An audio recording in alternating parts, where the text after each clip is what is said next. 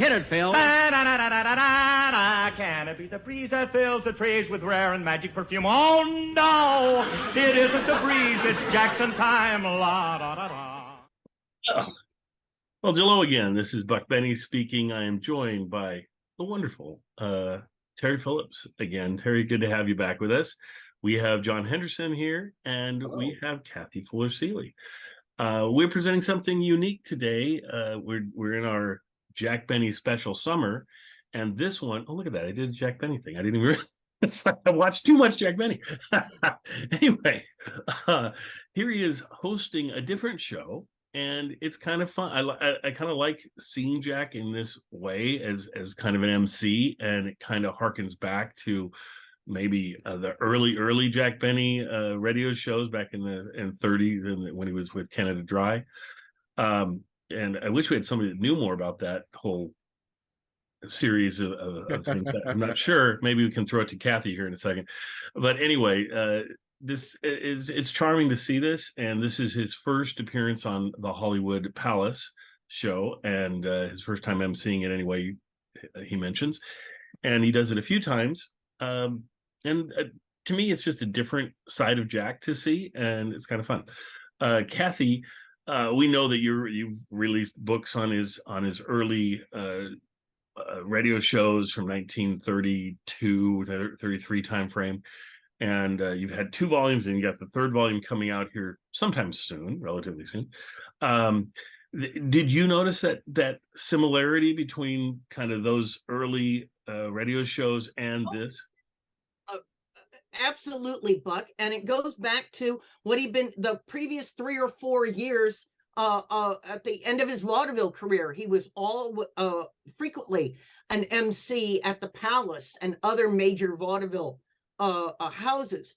Vaudeville, starting in about 1927, a number of the circuits started having an MC to pull the disparate acts together as a desperate attempt to boost attendance and popularity. And Frank Fay was a fellow who was we know him only as Barbara Stanwyck's first husband, but Frank Fay, the most hated man, the most I want to say self-adoring man in vaudeville, was the first and most famous of these MCs. But Jack, after 1927, was known for also taking this role, interacting briefly with the acts, introducing them, pulling a few jokes together. Like I said, and so I think this to tie everything together. You're absolutely right. This is a great recreation of that kind of spirit. And indeed, what in the earliest radio episodes, Jack pulled together all the little monologues he had given working as MC at those various at the Palace and other New York institutions, but found that radio twice a week was using up his whole career of material that he felt he couldn't repeat himself. And so horrific. And that's what made him actually start interacting with the other cast members on the radio show, pulling the announcer over, pulling the band leader over, and the singer to talk to them. So that's a great point. Yeah, no, and it's great, and that's what I love about this, just that feel of continuity, that feel of getting Jack a chance to do something he hadn't done in many years. The other part that I think is interesting about this is, for a long time, if we would have shown this 10 years ago, 15 years ago, people would be like, oh, this whole style of entertainment is kind of gone and doesn't happen, right? But now with America's Got Talent, it's very similar in some ways to this. They have these sorts of acts that come on, and sort of are like, oh, we're amateurs, and some of them are, but some of them aren't really. Some of them are folks who've been touring and doing these things for years and come on America's Got Talent, and everybody's like, whoa, they're amazing. And it's like, well, yeah, they're amazing because they've done this for 15, 20 years or whatever. But anyway, it's just we enjoy America's Got Talent, and I certainly enjoy this show of seeing all the different acts and things that they would present. Even though, like, the acrobatic act, I was honestly kind of going, wow, they're going to do that. They keep on flipping the person higher that's standing on the person's shoulders. And as they're doing it, I'm going, that looks really dangerous, and looks like, and they're sending, at one point they're sending a little kid to go to the very top, and I'm like, wow, that if that misses, you're in deep trouble. So anyway, it all worked surprisingly well. John, what were your thoughts on? Oh, go ahead. Yeah. Well, I wanted to ask, I'll get my turn because I wanted to ask Terry, did he ever watch this show in the 60s? Because I was a huge Ed Sullivan show fan, so I've never Yes. seen this Hollywood Palace series, and it looks like a sort of a lower paid, smaller stage, smaller prestige version of Ed Sullivan. So Agreed. that's Agreed. Yeah, Kathy, I don't know what else was on Saturday nights opposite Hollywood Palace. That show was not on in our home, but of course everybody in America was watching Ed Sullivan on Sunday nights. Yeah. This did seem like an attempt by ABC, right? Yeah, by ABC to challenge CBS and the Ed Sullivan Show, and a lot of acts did both shows, although not at the same time. Right. But I know I did. The straight answer to your question is I had never seen Hollywood Palace before these video recordings years later. I had. So no, I remember my family was big into these kind of shows. So we watched Ed Sullivan a lot, and we watched this show.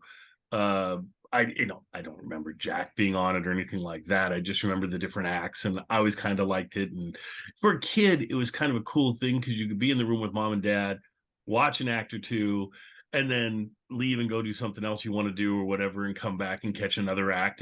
It's not like you're watching a drama or something, or Bonanza or something, and so you have to stay for the whole time. It was one of these that you can kind of check in and out of.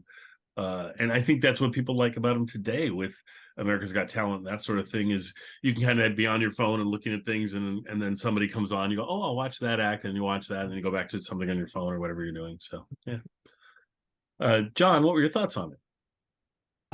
Yeah, I'd never heard of this show. The only shows that I'd heard of from the 60s are the ones that were on VHS in the 90s, like the Ed Sullivan Show. Yeah. So when I, started doing some research for Jack Benny, I think I did a bonus episode of Jack Benny 1967. So I was looking on YouTube and I saw Hollywood Palace, and my assumption was this was like a short-lived thing of like 5 episodes. So I was surprised actually how long running it had been. How long did it run? Do you know?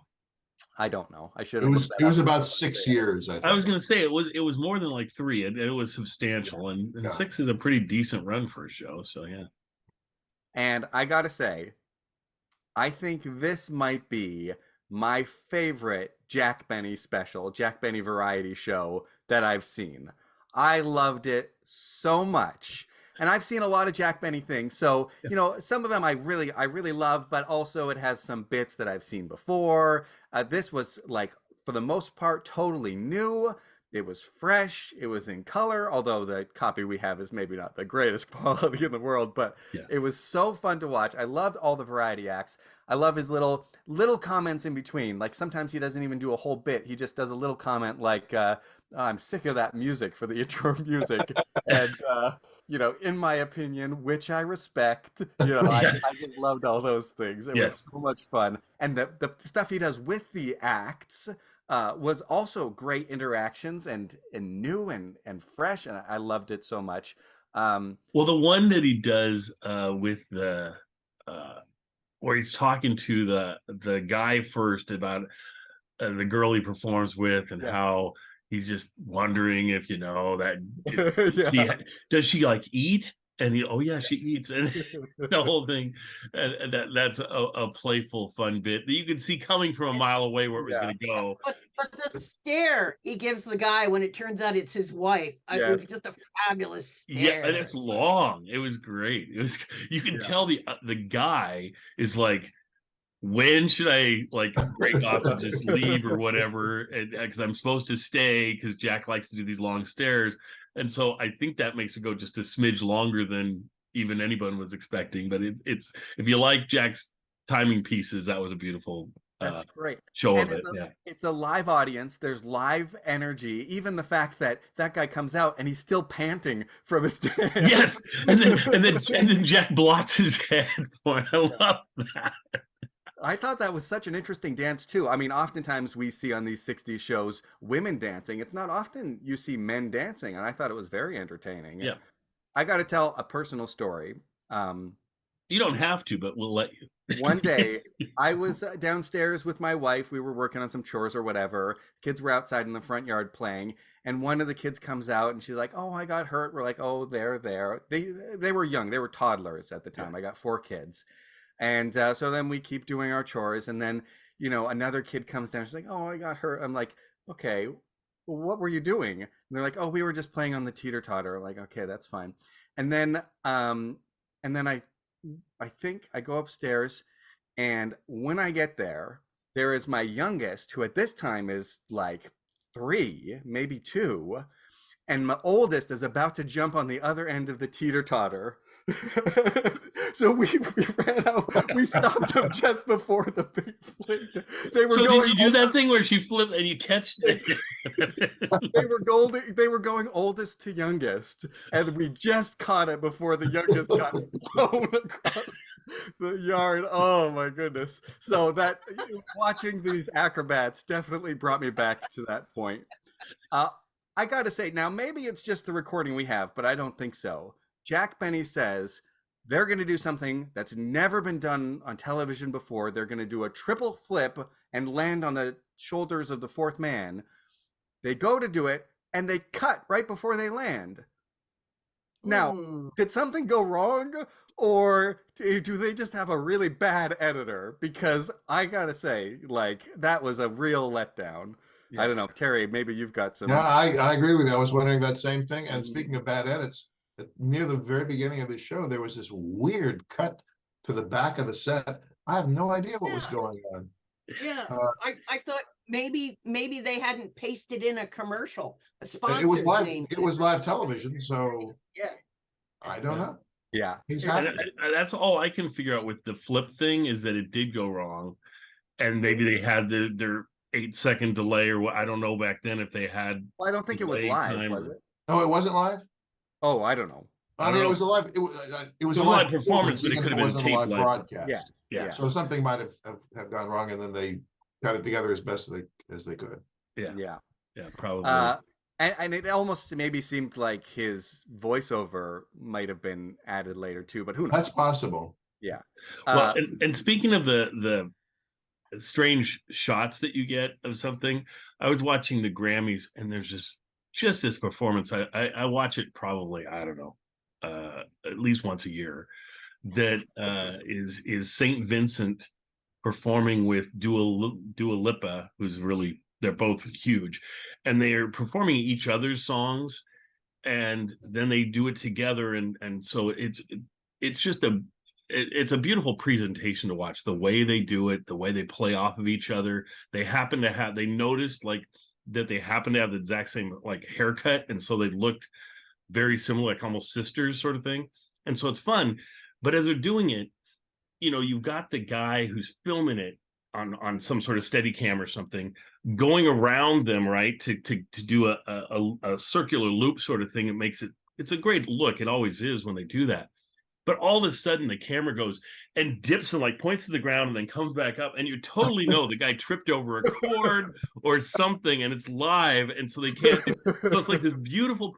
The whole thing just works beautifully, and all of a sudden the camera's like, "Whoa, what's going on?" And so yeah, if you want to watch that just for that slip up, it's fun. And but you know, you make an interesting point, in that this was a missed opportunity. Why didn't they have Petula Clark and Johnny Mathis do a duet? Yeah. It is, but they could have, and it would have been exciting. But Johnny, everyone knows Johnny Mathis. Yes. He's great. Christmas music, especially. Yeah. I loved the Petula Clark song. It was in my head for like a week after, you know, the Winchester Cathedral, and actually, I remember them singing it, Jack Benny and the Smothers Brothers, and I think George Burns singing it on the Smothers Brothers Comedy Hour. And I looked up, this was February 4th, 1967. That was February 19th, 1967. Oh, wow. Okay. Yeah. wow. It was just right after this. I thought it was so charming to have that singer who's also a heavyweight boxer. Oh, Ernie Terrell. Yeah. Yeah. And his That is sister. like his performance is sort of like maybe not the most engaging performance, but I just find that even more charming. I thought it was so fun, and then his interaction with Jack and the Cassius Clay stuff, and the song that he wrote for it. I was so delightful. And the final thing in this special, of course, is Jack Benny's performance on the violin with Yes. his quote unquote violin teacher. I thought the timing on that was terrific. The joke with tuning was so funny. Yes. And I noticed myself paying close attention. It was so entertaining that I was paying close attention to see if there were any subtle jokes. Like, this is the kind of thing where it sucks you in, you want to watch it, and then it pays you off for paying attention. So I thought it was great. This is a terrific special. 10 out of 10. I loved it. Great. I'm so glad you enjoyed it so much, John, and I did too. And just getting that Jack Benny performance is just wonderful at the end and delightful. Terry, did you have anything else to point out? I think we kind of shortchanged you in the jumping around of all of us. Sure. Kathy, I'm glad you mentioned the date 1927, because coincidentally, that was the year this theater was built, the theater that they performed in. And this theater has a long and storied career, including being retrofitted for Jerry Lewis. I think it was NBC who had bought the building to turn into to transform into a television studio. And they spent, okay, it wasn't that much money, but still $400,000 in 1960 something, 53. A lot of money.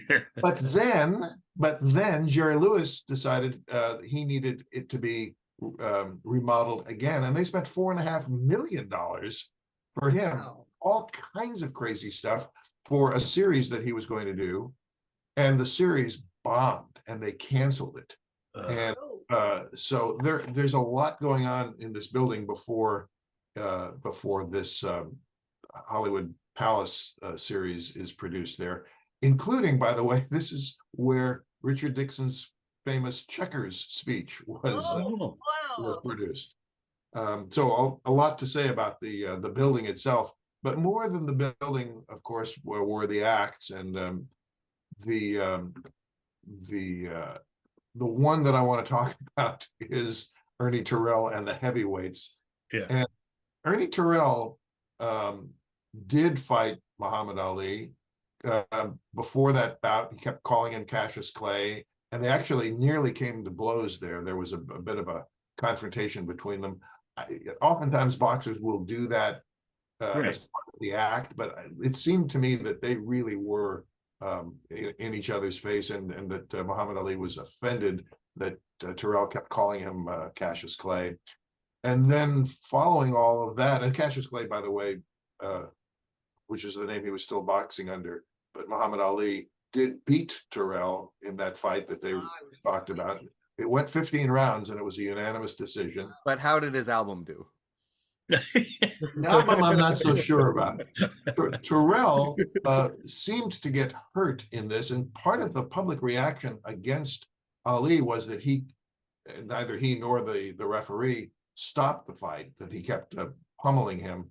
And then following that, Muhammad Ali fought, I think it might have been Sonny Liston, in an unsanctioned fight.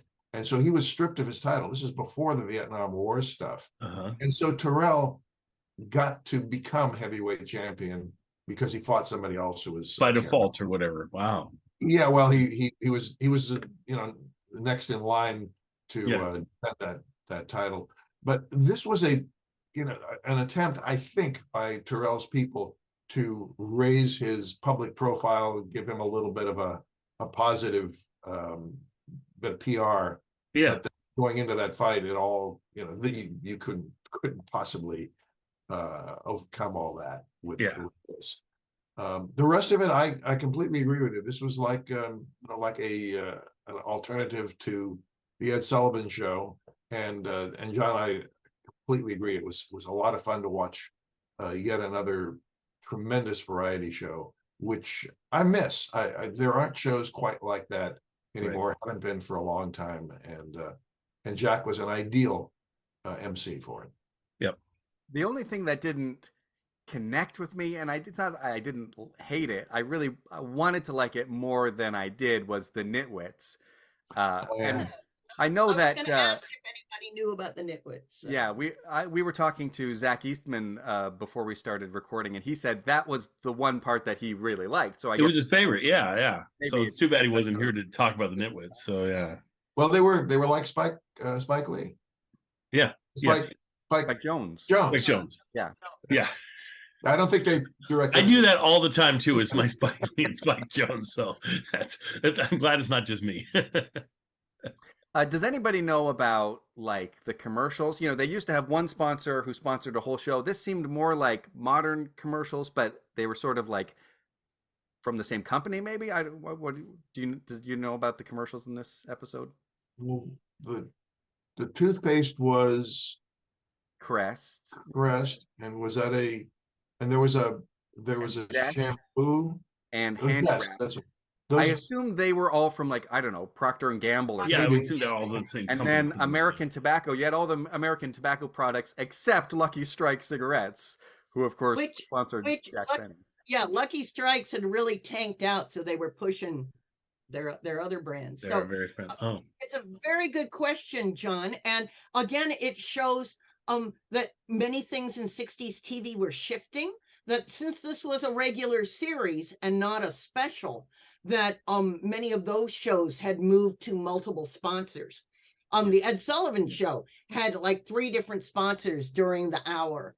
And so, but then a Jack Benny truly one-off special oftentimes had just either 1 or 2 special sponsors. Which is So, interesting, and I guess we should mention it somewhere along the way. So I'll mention it now that the specials, we get used to seeing the Jack Benny specials, and that they have, like you say, 1 or 2 sponsors.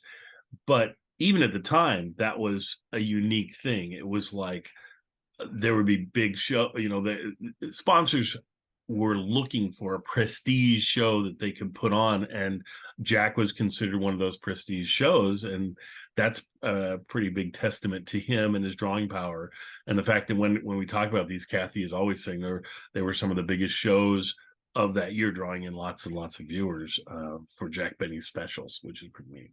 I have no idea when it would be interesting if somebody could find the weekly ratings and things and see, like, a show like this, Hollywood Palace, does it spike when Jack's the host versus regular hosts, or is it pretty much just they had lots of big, hosts? I mean, I think I was reading Bing Crosby was a frequent MC. Yeah, they had great MCs. They did, and a lot of them. If you look up Hollywood Palace on YouTube, you'll see there's quite a few out there that you can watch with different hosts and things. So, yeah. wow. One of the nice things about YouTube is that you're able to see things that were not rerun on broadcast television, and this is an example. This show was never rerun. It was a one-shot opportunity to watch it, and again, from what I was reading, that had to do in no small part with the fact that the musicians union was very strong then, and you had to pay everybody, every performer, and the composers, of course, to use the music. Well, you couldn't take the music out of this show, Right? it would have been 15 minutes long.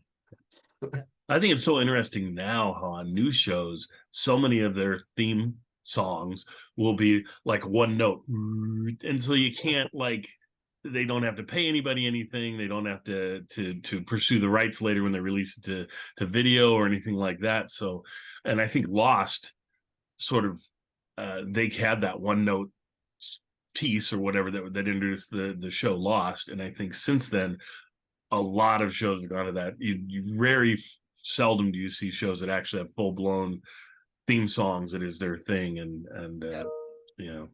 sometimes, but it's like it's starting to become a rarity. And you go back and you hear, like last week we were sharing what was the show we were airing last time, the one that Jack Benny appeared on, can't remember the title of it. The Carnegie Hall salute? No, the other one, the television show he appeared on, where he did a guest appearance. Checkmate, maybe? Checkmate. Oh, yeah, Checkmate. The Checkmate had this really catchy little theme song that I liked, and so often that was the case where these shows, even if they were not the best show in the world, would have hired somebody to create this theme song, and they really did a nice job of coming with a 30-second little catchy piece that moved around or did whatever it did, and they're just fun to listen to. I like a lot of the Irwin Allen shows, Lost in Space and the Time Tunnel, and all of those have catchy ones, but a lot of that's because it was John Williams before he became the John Williams of the Spielberg movies and everything else. But he was doing some incredible work back then. These little catchy pieces he put together for shows. And of course, jingles. And theme songs with lyrics are unheard of today. I was listening to an episode of Wait, Wait, Don't Tell Me years ago, and Dick Van Dyke was the host, and he sang the lyrics to the Dick Van Dyke Show. Oh, there you go. Song. Yeah. Cool. So, yeah, that's the Jack Benny show didn't have lyrics to. Well, I mean. Well, it was Hooray for Hollywood and Yankee Doodle Dandy and stuck together. Love and Blue. Yeah. So. But Jack goes ahead of his time. He did a mashup before we even had mashups. So it's there you go. I wanted to just mention that even though this was a regular show on the ABC schedule, perhaps because it had guest hosts, Variety actually wrote a little review of this show, and they were much more positive about this one than they were about the show we all ended up loving, the Jack Benny Hour. So it just says, if you don't mind me reading. Well, before you start reading it, though, Kathy, I just want to share one of my favorite parts about our shows lately is Kathy's finding these great reviews and then sharing little pieces of them, and it's neat to hear at the time in contemporary what people thought about, or at least what this specific reviewer thought about it. So anyway, go ahead, Kathy. But that's great. To me, it's always fun if they hated something we like, or they liked something they didn't get. It's a little bit of context. So the Variety reviewer says Jack Benny made his palace bow on last week's Stanza. I also love Variety language. Yes, I do too. As guest host in what shaped as another well-paced spread from this vaudeville staple. High on the bill with Benny was fighter Ernie Terrell and his combo with a nice folk rock turn, keyed, of course, to the Pugs Monday bout with the great Cassius. Benny gelled nicely with the support acts and via an engaging fiddle segment, which paired him with violinist teacher Gloria Chappelle. Otherwise, Johnny Mathis counted with a Men of La Mancha medley and Petula Clark, mini-dressed, charmed with Winchester Cathedral and Charles Chaplin's This Is My Song from the film Countess from Hong Kong. The Femmes bit with Benny, however, re the comic's yesteryear receptions in Limey Land, reprised some trite hokum in dull fashion. Also, Brassia and Tybee, a standard ballroom duo with no discernible finesse. And the Nitwits, funny visual group formatted as a mock chamber music outfit. So, good old Variety. Yeah. I wouldn't say that it was hokum, but that one bit was the one that I had seen before, I think on the regular Jack Benny show. Yeah. But I loved it. I thought it was great. And I thought it even worked better here than it did on the original show. There you go. Sure.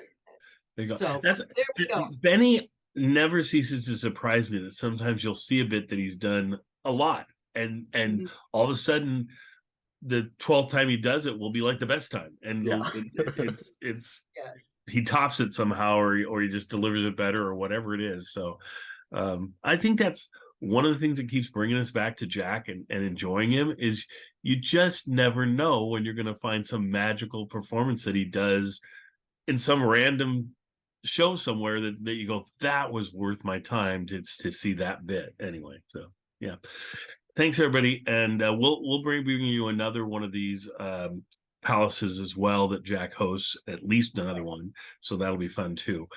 So hope you're enjoying these Jack Benny specials that we're bringing you. I'm kind of broadly calling these specials. It's not just his specials, but it's appearances that he does that I think are worthwhile to bring you as well, that were after his regular television show was off the air, and just some wonderful times to spend with Jack. So thanks everybody, and we'll see you all next time. The following program comes to you in color from Hollywood. The heart of the entertainment world.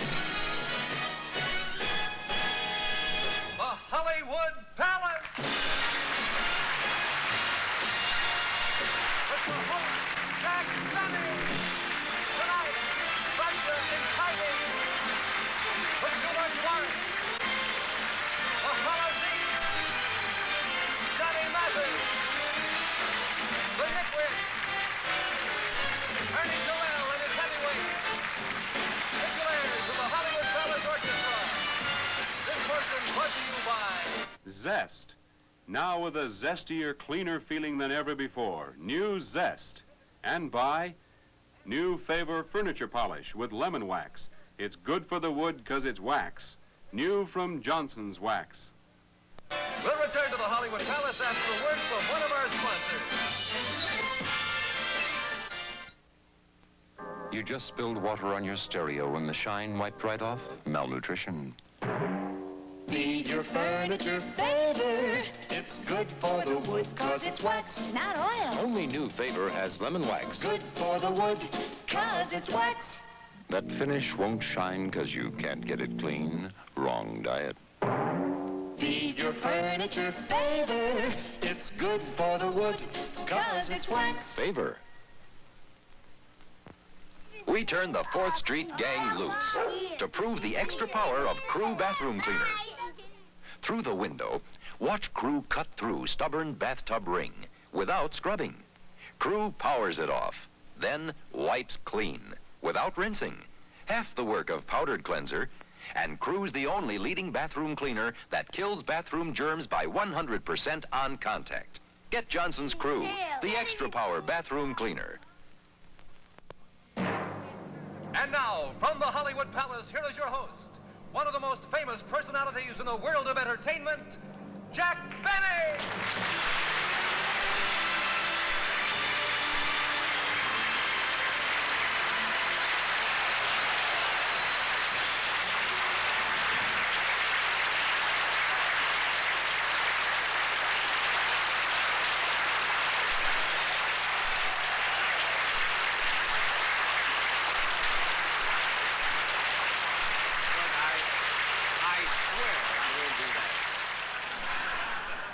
Thank you very, very much, ladies and gentlemen. You know, this is my first time at the Hollywood Palace, and I am appearing here tonight through the courtesy of the Collector of Internal Revenue.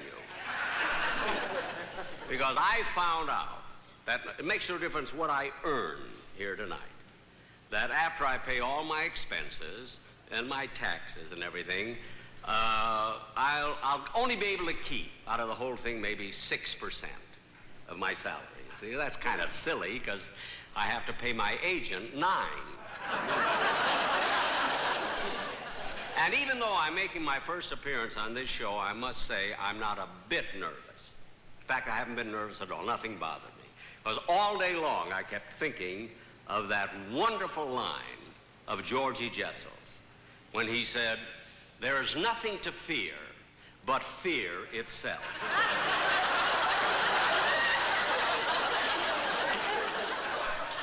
He said that just before he got married for the 5th time. But you know, I am very happy to be your host here tonight because the Hollywood Palace is the home of vaudeville on television, you see. And I have such a warm feeling about vaudeville. I'm not going to insult your intelligence and say I was too young to know about that part of show business. Because my best friend, George Burns, used to be in vaudeville, so naturally I heard about it.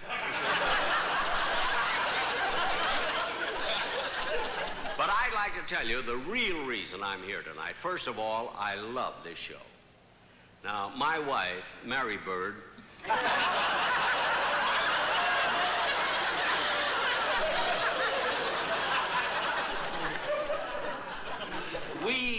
we watch the Hollywood Palace every week. Never go out on Saturday night. And where can you go here on Saturday night? And I got tired of riding up and down the Sunset Strip, throwing eggs at people. And finally, you know, it was fun for a while, but nobody threw anything back, so I quit. And now, ladies and gentlemen, let's get on with this very, very exciting show. Our first act comes all the way from Hungary and is considered to be the #1 teeter-board troupe in the business.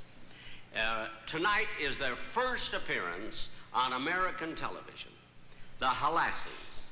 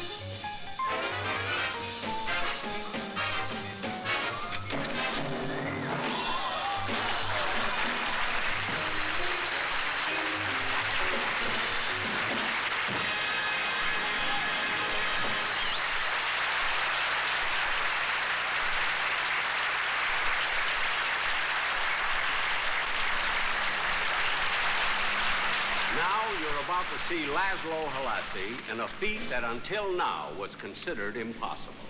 A double somersault up to a 4-man high. He's the first man in the world to accomplish this trick.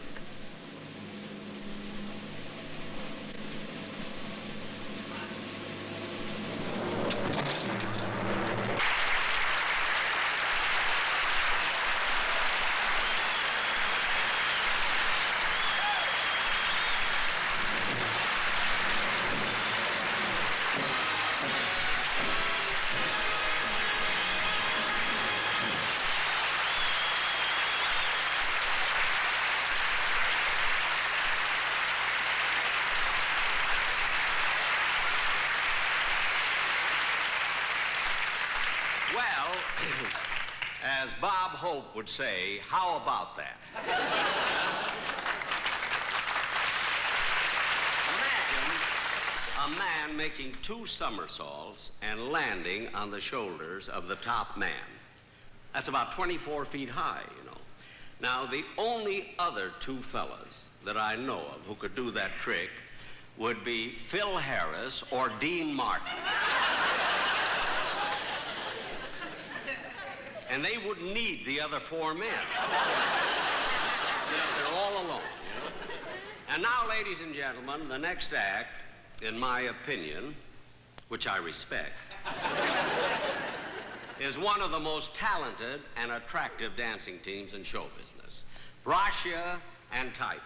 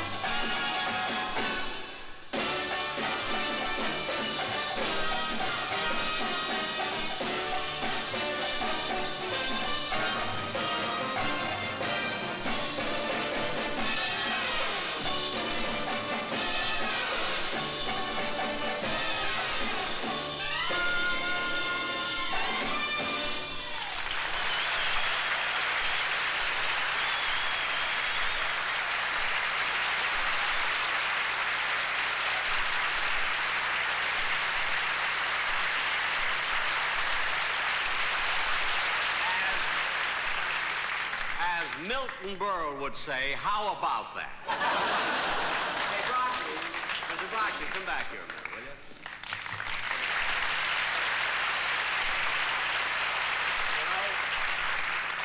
Brosky, I just wanted to tell you that I think you have the finest dancing act of that type that I've ever seen.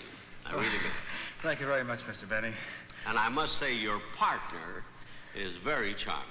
Charming. She's lovely, you know? Well, thank you. She'll be happy to hear that. Another thing, she's sure is sexy, isn't she?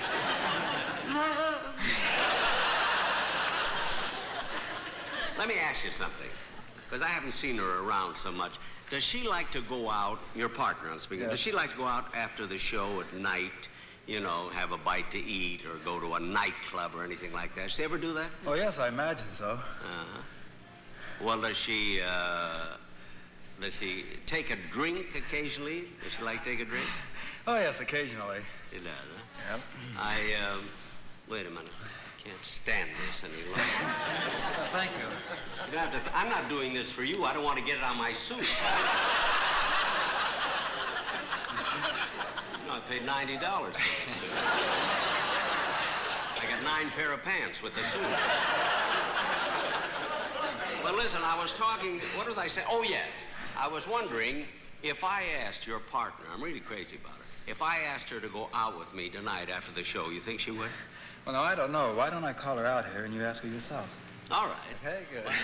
Tybee? I love that. Want to come out here? Now, Mr. Benny was just telling me how much he enjoyed you. Oh, thank you, Mr. Benny. Well, you're certainly welcome. I know you're very talented, you're very lovely. And, you know, I was just asking your partner if you ever go out nights, like after a show or something. Oh, occasionally I do. You do, huh? Well, do you drink? Do you take a little drink or something? Sometimes. Well, I was just wondering, like tonight, maybe after the show, would you like to go out with me? Oh, well, I'd love to go out with you, Mr. Benny, but I'm afraid I can't. Why? I'm married. Oh, you're married, huh? To Mr. Brosha.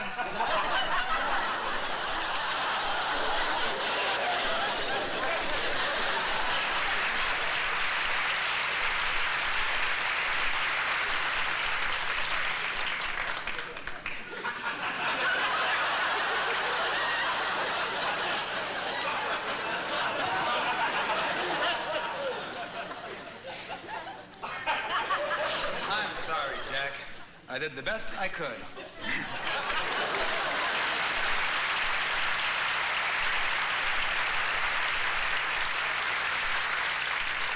You know, he knew all the time that she was married to him. And I knew it too. She told me yesterday when I took her out to lunch. Well, anyway, I'll see you right after this commercial. You're still using this toothpaste. Mom, my Crest. You want the kids to have a mouthful of cavities? Of course not. Well, then what are we supposed to use? This. Mint flavor Crest?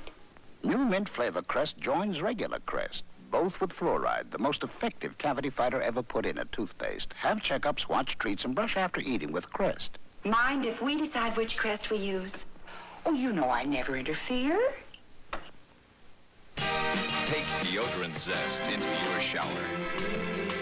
Take the cleanest feeling out. Zest Luxurious Lather leaves only that cleanest feeling. Doesn't leave a sticky soap film. That fresh, clean feeling lasts because Zest pairs up 2 powerful deodorants, not just one.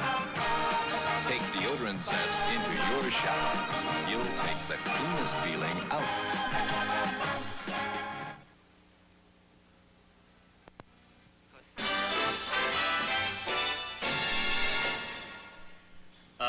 The day after tomorrow may be the most eventful day in the life of the young man you're about to meet.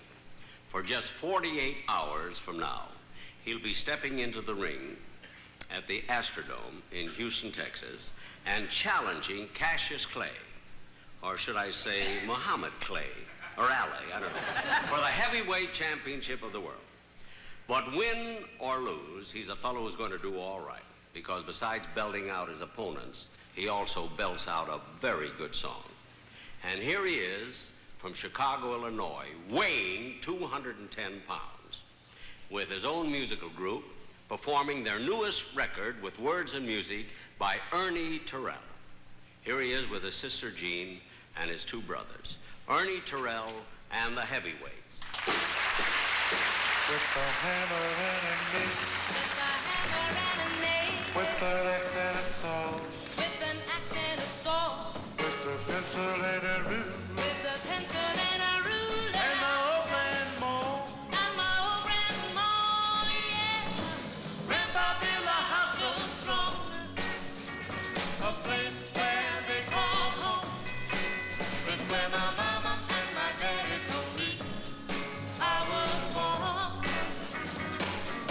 With the hammer and a nail, with the hammer and a nail, with the rocks in the sand, with the rocks and the sand, with the picture from a book, with the picture from a book, and his own bare hand. and his own bare hands, yeah. Grandpa built a house so strong, a place where they call home. It's where my mama and my daddy told me I was born. It's where my mama and my daddy told me I was born. It's where my mama and my daddy told me I was born.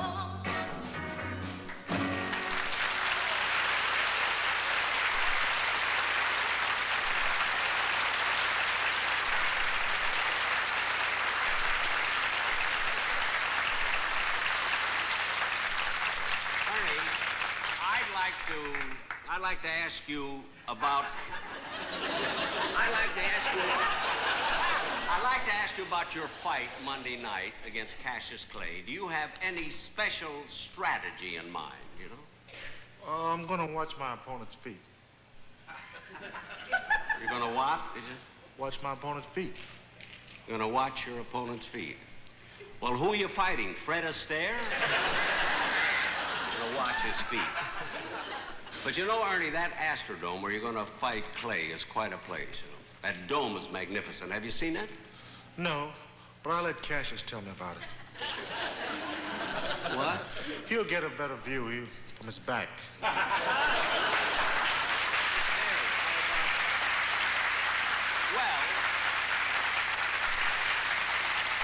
Ernie, if you have that much confidence, I'm gonna bet $2 or $3 on you. $2. $2. You must know something I don't know. I didn't know you were going to do that one. That's very, very good. Now, Ernie, I understand you've written some special lyrics about Muhammad Ali. Have you? Yes, he's not the only one with the poetry. Well, I think everyone would love to hear it. So go ahead.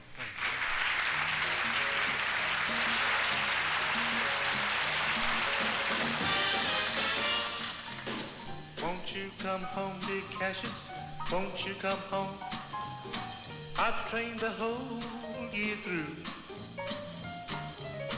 Are you afraid, Mohammed?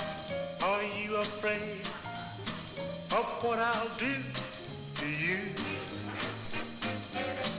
You took a powder, Cassius, one night in March to London and Toronto too. Ain't it a shame you change your name? I'll change your features too. We had a date, remember, one night in March. You had to make that big boo-boo.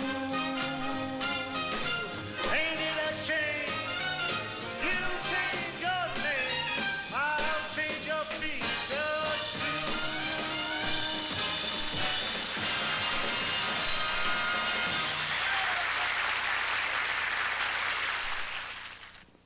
This is a Roytan cigar. It's the best-selling 10-cent cigar in the country, and it's been that way for over 15 years. That's why we call it the crowd pleaser.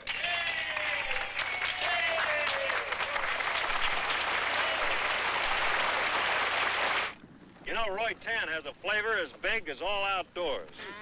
The long, lean Falcon, for example, or the substantial Roy Tan Blunt. Mild tasting, great cigar.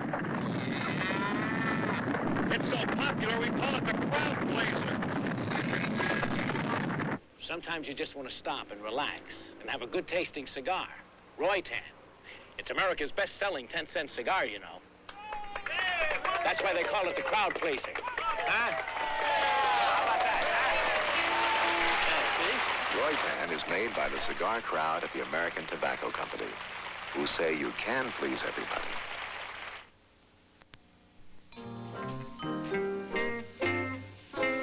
I'm sick of that melody already.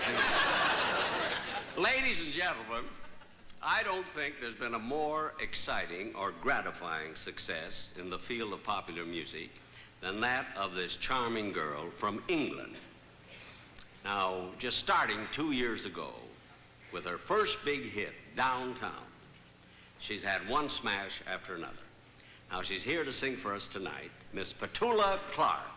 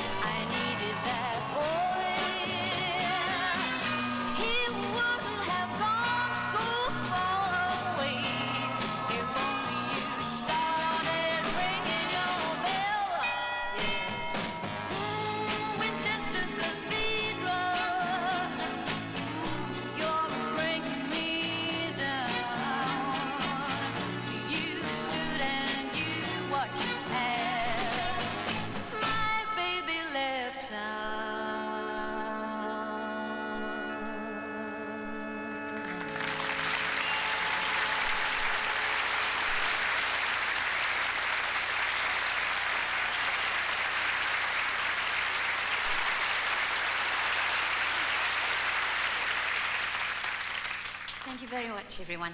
And now I'd like to sing a song for you called This Is My Song, from the new motion picture, The Countess from Hong Kong. Words and music by Charles Chaplin. L'hiver, le vent, la pluie chantent leur mélodie. La brume ou le soleil, à mes yeux, c'est pareil. Ne cherchez pas pourquoi, tout est si beau pour moi. Pourquoi ce gris pays prend des airs d'Italie? Et moi je m'imagine heureuse dans la nuit, que mille mandolines jouent pour ma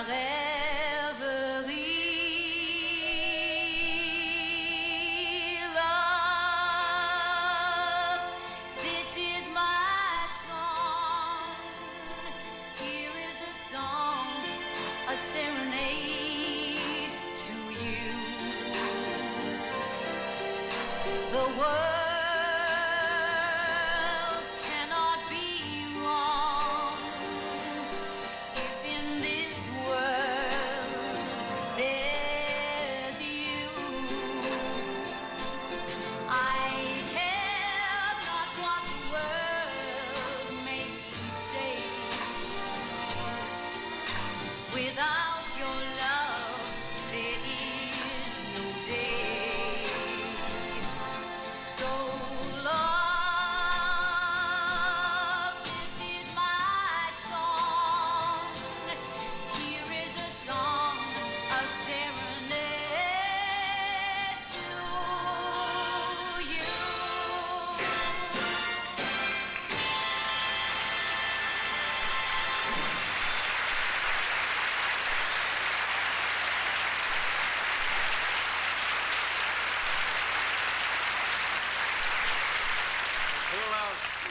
You are just great, really. Well, thank you. I know you're great because I can't afford you on my own show. Well, thank you Listen, anyway. I must, you know, I envy you going back. You are going back to England, aren't Yes. you? I envy you going back to England and being able to work there because I personally love playing in London. Particularly, and I used to play there often, particularly I love playing at the Palladium Theatre in London. Well, yes, I know you do, Jack. As a matter of fact, I'll never forget the first time I met you. It was some time ago now in London, in Trafalgar Square. And, well, I remember you telling me, you know, what a fabulous sensation you were at the Palladium and how much the audiences adored you and that you were such a smash that you had been held over for an extra 2 weeks. I told you that in Trafalgar Square? Yeah. Gee, I don't remember our being introduced.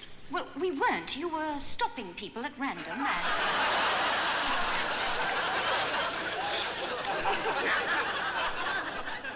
I did that? Well, anyway, Petula, it's been really nice talking to you. Yes, I've just been told that you are going to play your violin tonight. Oh, yeah, I don't go anywhere without it. You know, I've been giving concerts with all the major symphony orchestras in the United States. Well, I know, yes. And I think, aren't you doing one in Pasadena on February the 16th? Yes, and thanks for mentioning it.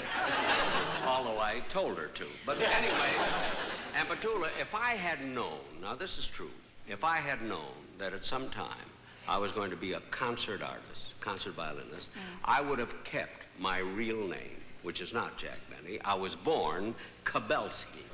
That's a fact. My name was Benjamin Kabelski when I was born. And in all my concerts, I would have just used my last name, Kabelski, or Kabelski the Great. Whatever it rated. As Johnny Carson would say, how about that? You're very good. Well, anyway, stick around and you'll hear me tonight. Well, I wouldn't miss that for anything. I really Okay. wouldn't. Goodbye, honey. Goodbye.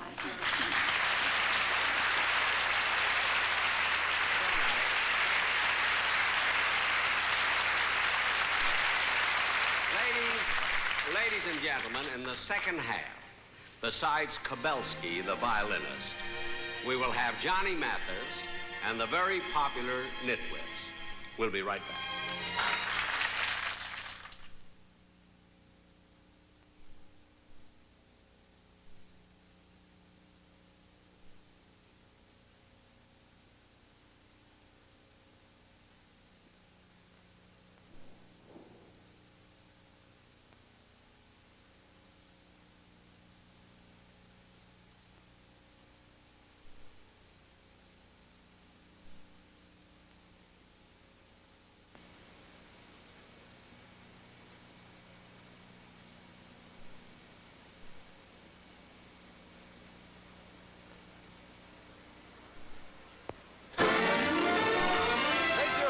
Lots more from the Hollywood Palace.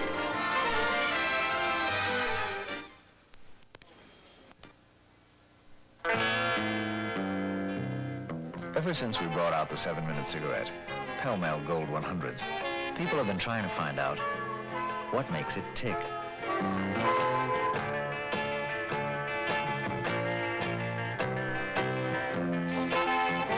Find out what makes it tick. Don't listen. Taste. The 7-minute cigarette. Pall Mall Gold 100s. Or Pall Mall Menthol 100s.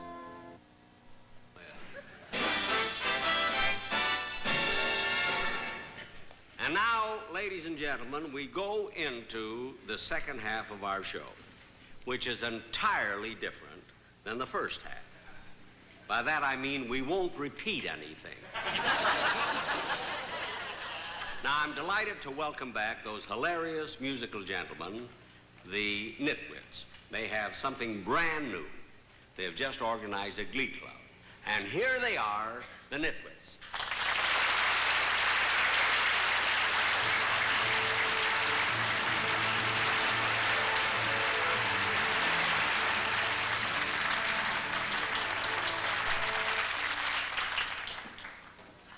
Good evening, ladies and gentlemen.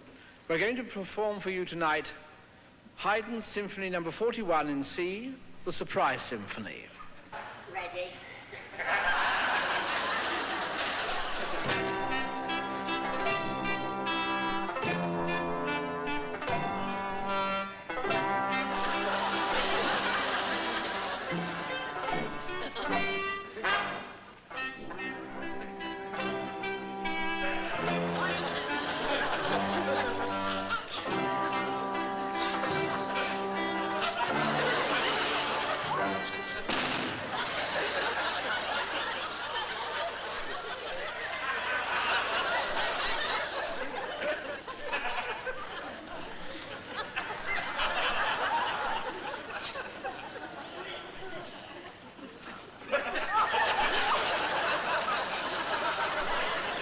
I'm awfully sorry about that.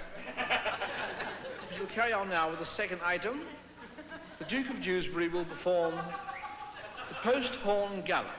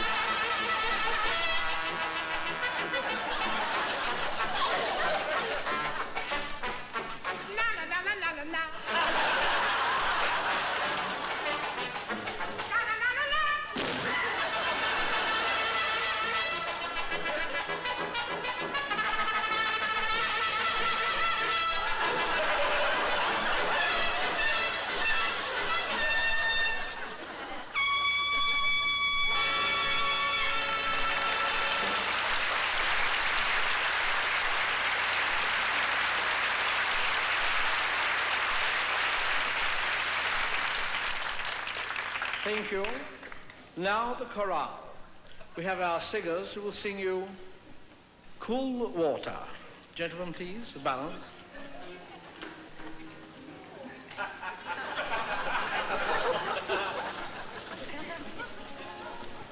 All day I faced a barren waste without the taste of water. Cool water. Water.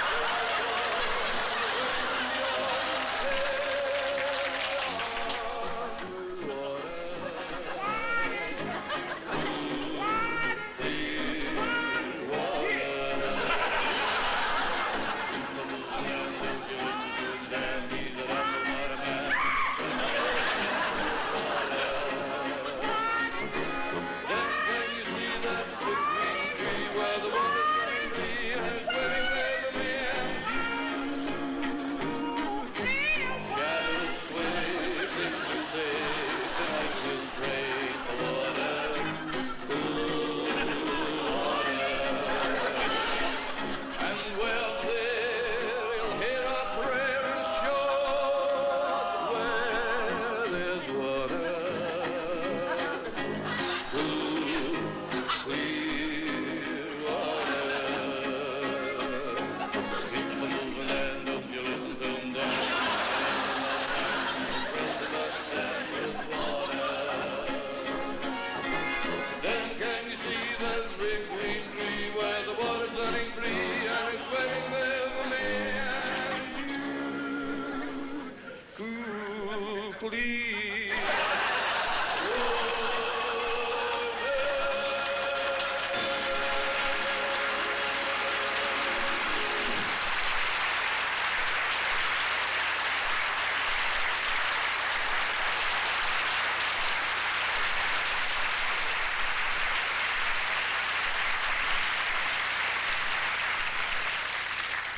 Isn't that a funny act? And you know their ages range from 44 to 83. And I love that old man, the one that's 80, the oldest one, 83. And you know what, during rehearsal this afternoon, he kept saying to me, "Hey, kid, come here a minute." I was kind of thrilled. Anyway, I'll be right back after this message. Why do you use wax paper? Now there's Handy Wrap at about the same price. Freshness is a snap with Handy Wrap. This cheese was stored a week in wax paper. It's tough, dry, stale. This cheese was stored a week in Handy Wrap. It's tender, moist, fresh. Keep out dryness, keep in taste with Handy Wrap. You can fix sandwich lunches the night before. Keep leftovers first day fresh and protect greens in Handy Wrap. Why do you use wax paper? Now there's Handy Wrap at about the same price. Handy Wrap is really moisture resistant. Eggs in boiling water prove it. Boiling water, and with Handy Wrap, not even a leak. It keeps food fresher and tasting nice. And like wax paper, it's Low in price. Why do you use wax paper? Now there's Handy Wrap. Freshness is a snap with Handy Wrap. Handy Wrap.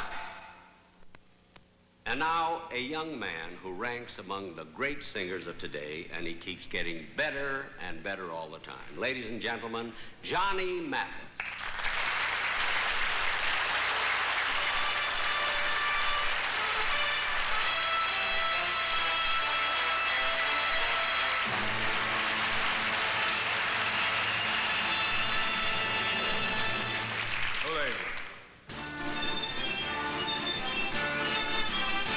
Hear me now, thou bleak and unbearable world, thou art base and debauched as can be. And the knight with his banners all bravely unfurled now hurls down his gauntlet to thee. I, Don Quixote, the Lord of La Mancha, my destiny calls and I go. And the wild winds of fortune shall carry me onward, or whithersoever they blow. Whithersoever they blow, onward to glory I go.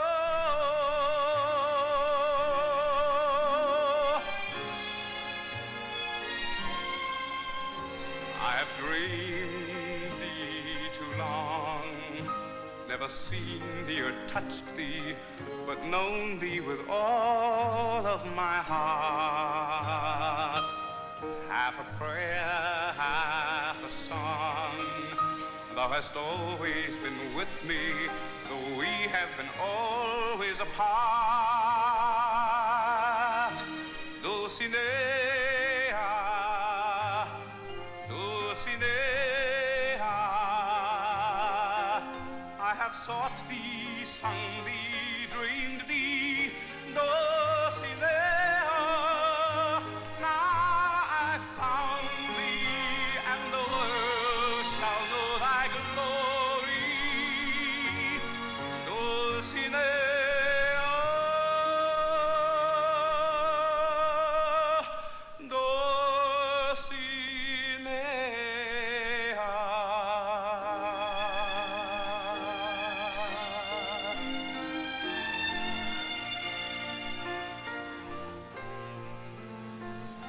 to dream the impossible dream, to fight the unbeatable foe, to bear with unbearable sorrow, to reach the unreachable stars.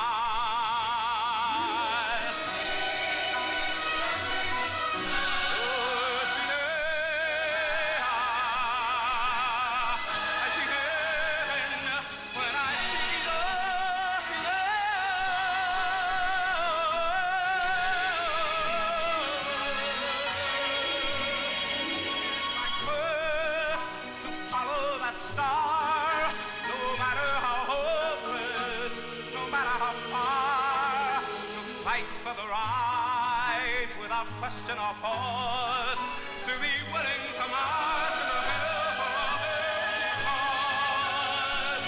And I know if I'll only be true to this glorious quest,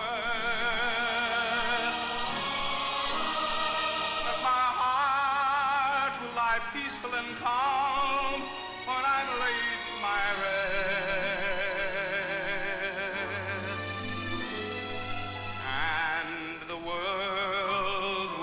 Better for this, that one man scorned and covered with scars still strove with his last ounce of courage to reach the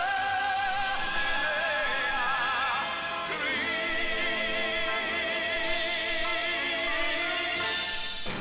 the unreachable.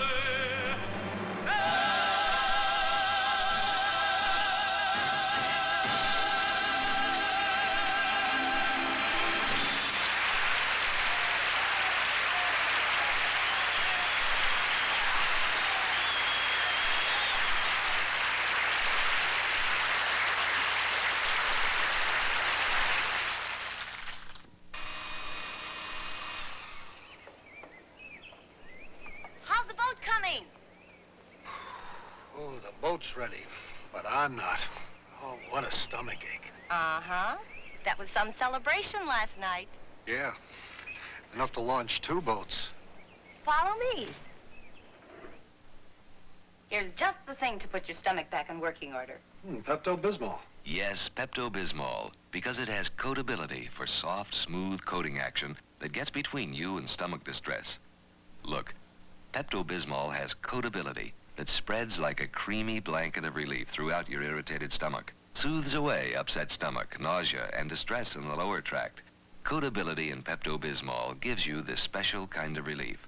No wonder many hospitals use Pepto-Bismol. Feel better now? Ship shape. It's smooth sailing for stomachs with Pepto-Bismol.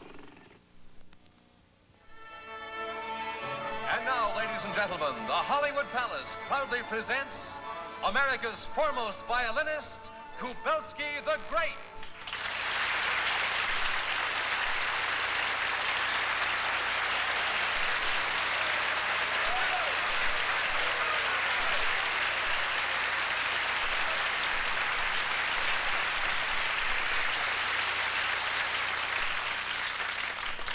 I feel like a darn fool. Now, ladies and gentlemen, the moment you've all been waiting for, I'm going to play the violin. Naturally, if I were going to tame a line, I'd have a whip and a chair, but I'm not going to do that, you see.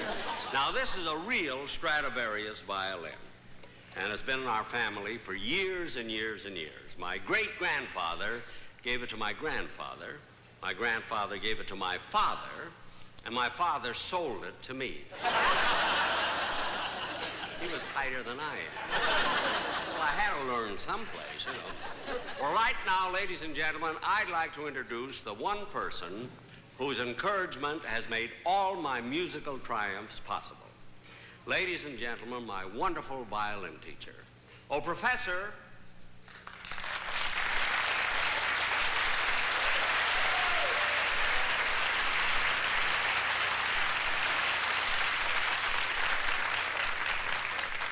Now, I know what you're thinking, but you're wrong.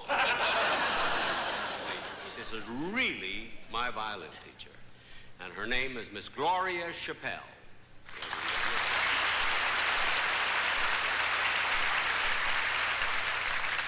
charges me 75 cents a lesson, which includes karate.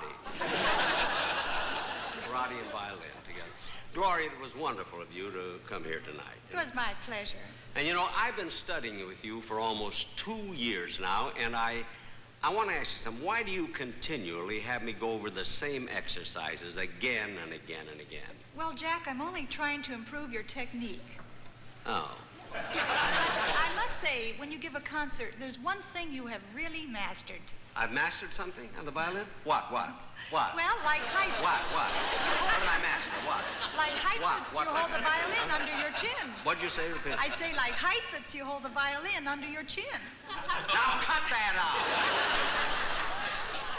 Ladies and gentlemen, Miss Chappelle and I are going to play Zigeunerweisen by Sarasetti as a duet, you see. Now I'll play the lead and she will play the counter melody, and this is the first time this has ever been done with this classical number, you see. Give me A, would you please, honey?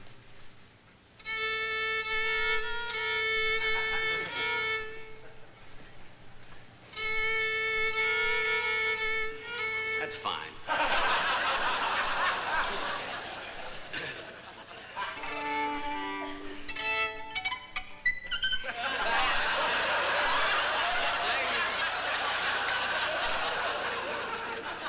Ladies and gentlemen, Zigeunerweisen.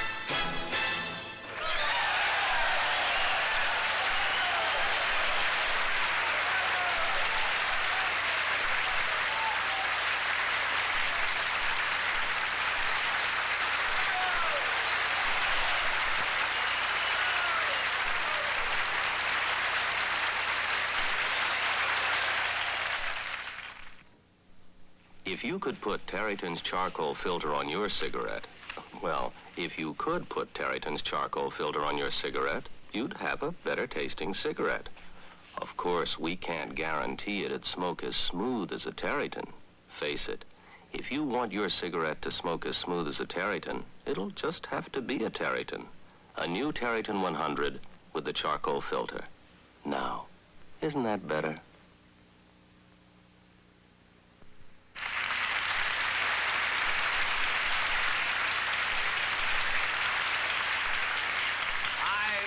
I've had a wonderful time in the Hollywood Palace tonight. I hope you all enjoyed the show. Now, next week, your host will be that great entertainer, Sammy Davis Jr.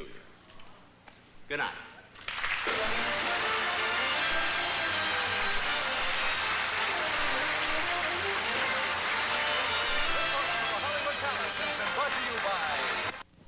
New Terryton 100s. The 100mm Terryton with the charcoal tip for even more of the taste worth fighting for. And by the 11 great-tasting Roy-Tan cigars, every one a crowd pleaser. This is Dick Tufel speaking.